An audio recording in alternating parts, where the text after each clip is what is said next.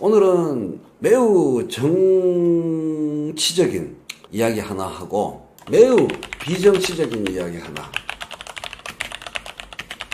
하나를 하면서 오늘 또 새로운 뉴런 결합을 시도해 보도록 하겠습니다. 권력과 관련된 얘기 하나, 그리고 그런 것과 전혀 관련이 없는 이야기 하나, 우리 시대에 대한 얘기, 우리가 발을 딛고 서 있는 사회에 대한 얘기 함께 할 수 있을 것 같아요. 정의당이 이렇게 된 거는 제 느낌으로는 한 5년쯤 된 것 같습니다. 요게 2017년도에 어느 게시판 글입니다. 여러분 깜짝 놀라실 겁니다. 제가 아는 한 학생운동을 같이 한 동지들 중에서 누구 못지않게 가부장제적인 개인 성향을 갖고 있을 뿐만 아니라 조직의 비밀 관리, 당의 배후 조종, 조직의 공개 조직, 공개 대중 조직의 배후 조종 등에 있어서도 지극히 권위주의적이고 가부장제적인 지배를 행사하던 사람이, 다는 아니겠지만 페미니즘 운동에 전술적으로 정치적으로 개입하여 뒤에서 배후 조정을 시도하였다, 이런 사실이 있습니다. 가장 가부장제적인 대빵의 오다를 받은 페미니스트들이 정의당, 녹색당, 노동당에 다 침투해 있을 겁니다. 즉 저는 간첩 신고를 하고 있는 겁니다. 여러분에게 간첩 신고를 하고 있는 거예요. 간첩이 어디 있나, 과장이 아닙니다. 물밑에서 이루어지고 있는 그 중에 한 분파, Just Feminist 그룹. 자, 여기가 제가 말씀드린 거기랑 연관되어 있다는 증거는 없고요. 거의 비슷하다. 난 고수님 말이 맞아요. 진보 노동 정치로는 민주당에 밀리니 살아남고자 페미를 선택했구만. 난 고수님 정말 고수시군요. 이야, 고수시네요. 그런 그들의 생각과 전략이 고스란히 드러난 글이고, 2017년 당시에는 당을 완전히 장악하지 못했는데 2020년 현재 정의당을 완전히 장악한 상태입니다. 그게 여러분이 목격하는 기괴한 모습들의 역사고 원인입니다. 역사고 원인입니다. 그리고 이 글을 쓴 사람이 증거는 없지만 남자입니다. 그리고 옛날에 제가 제 문체에서도 여러분이 좀 느끼셨겠지만, 제가 살발할 때, 제가 좀 살발하고 각 잡고 전투 모드일 때의 저의 문장에서도 좀 느끼셨겠지만, 다 이게 레닌의 자식들이에요. 팜플렛 문투입니다. 80년대의 모습에서 나쁜 건 다 배웠어요. 이게 586의 냄새가 이 글에 없냐? 아닙니다. 전승된 586의 DNA가 특히 학생운동 좌파 그룹 중에 소수파 그룹, 극좌파 그룹의 팜플렛 문체가 그대로 있어요. 이거는 그 역사와 함께 그 DNA를 함께 하지 않는 사람은 이런 걸 쓸 수도 없고 절대 쓸 수 없습니다. 정의당에서 저스트 페미니스트 그룹은 적폐 그룹이라고 합시다. 적폐 그룹은 왜 중요한가? 요약. 저스트 페미니스트 그룹은 정의당의 핵심 전이다. 당계 아재들은 이들이 희생적 영웅으로 거듭나는데 필수적인 악역이요 조연에 불과하다. 당 게시판에 기존 정의당 멤버들, 기존 정의당 당원들은 저스트 페미니스트 그룹이 희생적 영웅으로 거듭나는 과정에서 필수적인 악역이요 조연에 불과하다. 진짜 80년대적입니다. 당권 장악이 어떻게 이루어졌는지를 여러분이 좀 확인하실 수 있을 거예요. 자, 볼게요. 조직의 생명은 그 지지자들의 단결적 행동과 자기 희생에 있다. 정말 여러분은 괴물을 실시간으로 지금 보고 계시는 겁니다. 괴물의 언어를. 조직의 생명은 그 지지자들의 단결된 행동과 자기 희생에 있다. 리듬이 딱딱 맞죠? 성공적인 정치 운동의 비결은 어떤 정책을 내세우고 어떤 대의명분, 어떤 가치를 내세우는가에 있지 아니하다. 정책 중요한 거 아니고 어떤 대의명분, 어떤 가치인가 중요하지 않다는 겁니다. 그런 건 전혀 중요하지 않다. 여러분은 기함을 토하지만 어떤 사람들에게는 이 도입부 부터 확 매료됩니다. 신천지입니다. 신천지 세력이 아닐까요가 아니고 신천지와 인간적으로 전혀 연관되어 있지 않지만 인신적으로 연계되어 있지 않지만 정신적으로 완벽하게 텔레파시 공명이 일어나는 조직입니다. 다 똑같아요. 예. 이게 사회에서 살아오면서 피해의식과 빡침과 루저의식으로 쪄들어 있는 사람한테는 이런 단호한 문체가 훅 땡김이 있습니다. 자, 권력을 잡는 정당에게 중요한 것은 어떻게 지지자들의 단결과 자기 희생을 이끌어낼 수 있는가에 달려있다. 강렬한 집단의식을 고취시키는 조직을 만든 정당은 승리하고 그렇지 못한 조직은 패배하며 흡수당한다. 3인당과 싸웠던 히틀러의 나치가 그랬고 소수파에 불과했던 소련의 볼셰비키가 그랬으며 국민당에 쫓겨다녔던 중국 공산당이 그랬다. 나치, 볼셰비키, 중국 공산당, 대장정 했던. 중요한 것은 덩치가 아니다. 근데 문제는요, 이게 일정 한도 내에서 맞는 얘기라는 겁니다. 어떤 차원 안에서 맞는 얘기라는 겁니다. 승리와 패배의 관점, 그리고 일정한 시간 공간적인 차원 안에서 맞는 얘기라는 거예요. 왜냐하면 틀린 얘기였으면 여기까지 못 왔을 거기 때문에. 초기 구성원들이 얼마나 유선민이 노동당 워크숍 갔다 오셨으면 정말 잘 아시겠네요. 그 노동당 워크숍이 그따구로 되는데 제가 씨앗을 뿌린 게 아주 없지는 않아서 죄송한 마음입니다. 유선민님은 제가 무슨 얘기하는지 잘 아실 거예요. 노동당 워크숍이 똑같습니다. 이 글을 쓴 자의 정신과 노동당 워크숍을 뒤에서 배후 조종한 자가 똑같은 자입니다. 서울대학교 83학번. 저스트 페미니스트는 정의당의 미래다. 정의당 내 어떤 경쟁 그룹보다 헌신적이며 강력한 결속력을 가진 내부 집단이기 때문이다. 자기들을 볼셰비키라고 생각하는 거예요.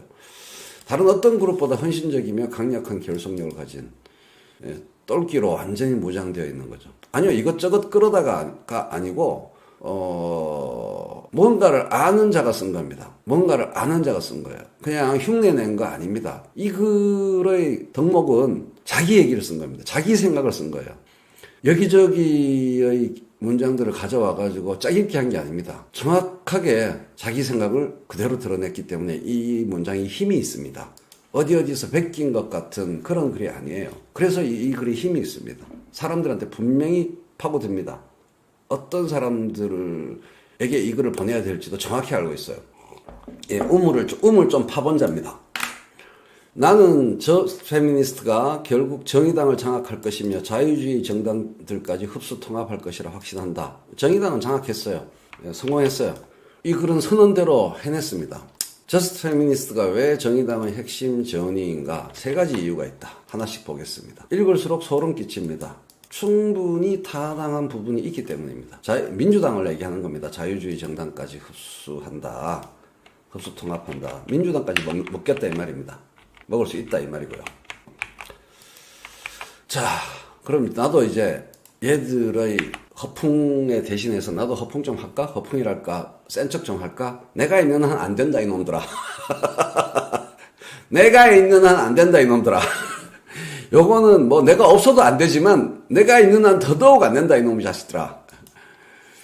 자, 미리 말씀드리면 요 얘기하기 전에 미리 말씀드리면 얘네들 사이에서의 성희롱과 성추행, 남성의 여성 억압이 장난이 아닙니다.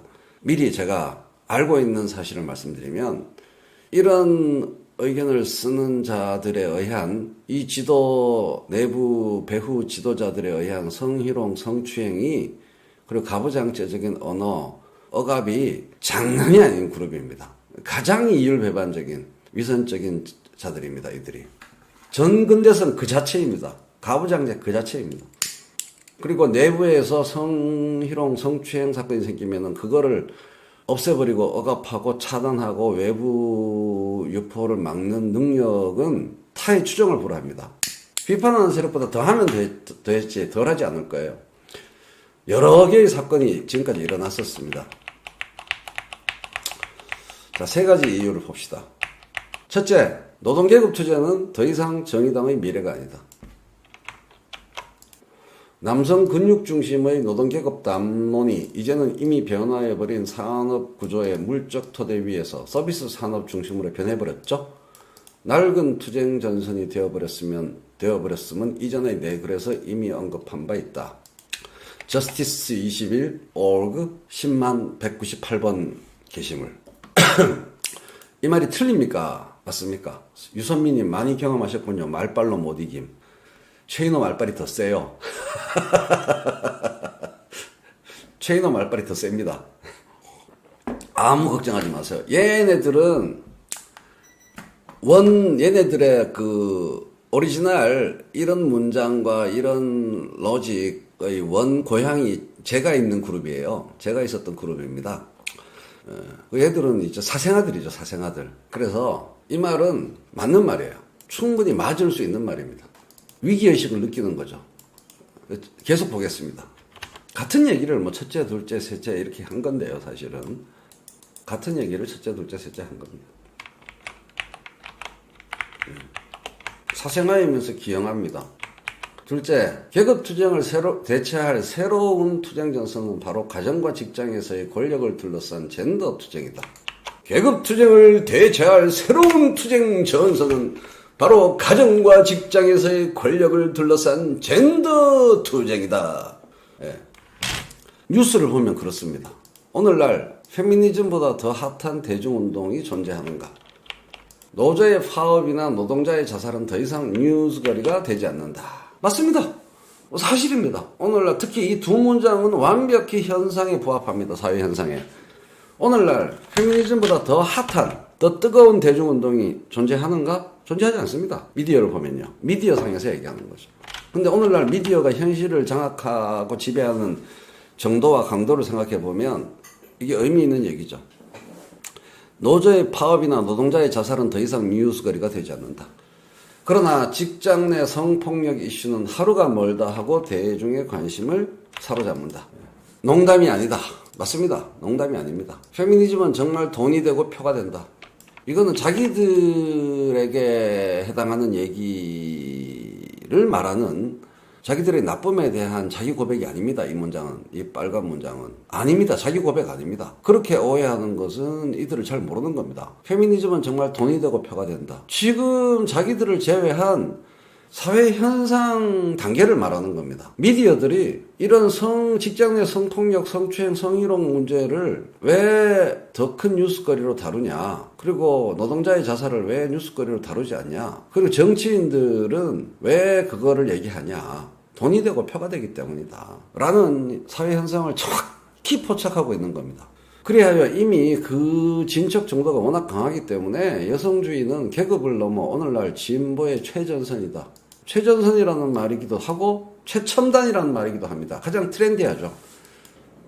그래서 이제 페미니즘이 진보고 진보가 페미니즘입니다. 진보를 페미니즘 운동이 장악했다. 승리하는 빌드업 잘하네요. 그럼요. 혜숙님 아주 좋은 얘기입니다. 빌드업을 잘해야 승리한다. 이 글의 결론은 그거예요. 빌드업에서 다 결정된다. 이 얘기입니다. 승리하는 정당에게 중요한 것은 표방하는 특정 이데올로기의 컨텐츠 내용이 아니다. 내용이 아니다. 제가 분명히 어제 방송에서 말씀드렸죠. 이거는 돌발적인 부분적 사건에 대한 일시적인 우리 방송 이야기가 아니다. 아주 앞으로 오래 지속될 중요하고 거대한 투쟁이다. 어제 제 방송 취지와 맥락을 같이 하는 겁니다. 이것은 큰 문제다. 가장 큰 문제일 수 있다라는 말이 제 말임과 동시에 이자의 말이기도 합니다. 맞지? 어제 제 방송 내용과 현실인식이 비슷해요. 심각도의 파악이에요. 이데올로기 내용이 중요한 게 아니다. 뭐든 간에 타겟팅만 잘하면 된다. 그러니까 이게 기존 질서의 붕괴, 첫째. IMF 이후 남성 가부장제의 붕괴. 두 번째, 대중 불만의 고조. 구조적 저성장기에 돌입한 것, 1번, 2번이 연관이 되어 있습니다. 구조적 저성장기에 돌입한 이후의 한국 사회, 고도성장기의 한국 사회, 아니고 구조적 저성장의 기에 완전히 돌입한 한국 사회에서의 변화된 환경을 논하고 있습니다. 그래서 가정의 파괴, 양극화와 청년 실업, 남성 가부장제의 붕괴, 그리고 3번, 대중에게 당신이 불행한 이유를 콕 찍어서 명료하게 알려주는 새로운 타겟만 있으면 된다.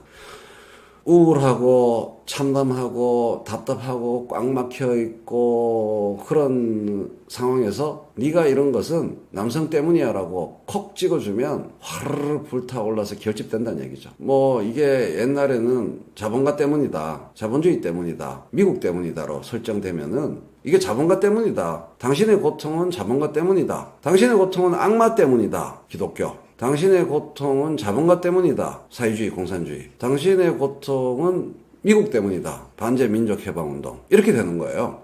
같아요. 별로 다르지 않아요.